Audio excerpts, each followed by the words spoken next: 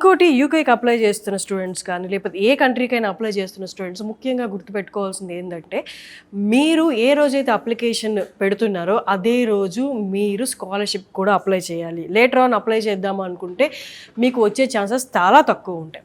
So ఏ రోజైతే application పెడుతున్నారో ఇలాంటి చిట్కాలన్నీ ఆల్రెడీ ఎక్స్పీరియన్స్ ఉన్న వాళ్ళే చెప్పగలరు. వీసోర్స్ వాళ్ళు ఇలాంటి స్కాలర్షిప్స్ అన్ని దగ్గరుండి స్టూడెంట్స్ చేత అప్లై చేపిస్తారు అప్లికేషన్ రోజు. అలాగే మెరిట్ స్కాలర్షిప్స్, అకాడమిక్ స్కాలర్షిప్స్ వీటన్నిటి మీద కూడా అవగాహన ఇస్తూ మీరు ఎక్కడెక్కడైతే అవైల్ చేసుకోగలరో స్కాలర్షిప్స్ అవన్నీ కూడా వీళ్ళు పూర్తి అవగాహన మీకు ఇస్తారనమాట.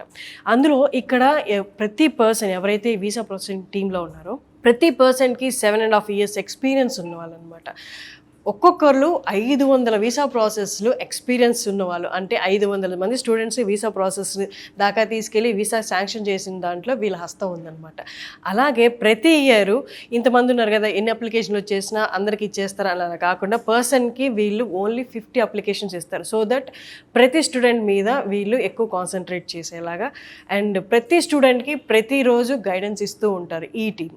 సో యూనివర్సిటీకి అప్లై చేయడానికి మీకు కావాల్సిన డాక్యుమెంట్స్ ఏంటి అంటే ఫస్ట్ ఆఫ్ ఆల్ పాస్పోర్ట్, తర్వాత 10th mark list and 12th mark list, ఆ తర్వాత semester wise marks memo, PC and CMM and 3 letter of recommendations.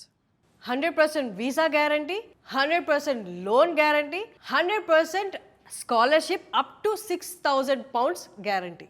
So just మీరు చేయాల్సింది ప్రాపర్ డాక్యుమెంటేషన్ వాళ్ళు చెప్పినట్టుగా తీసుకొస్తే చాలు.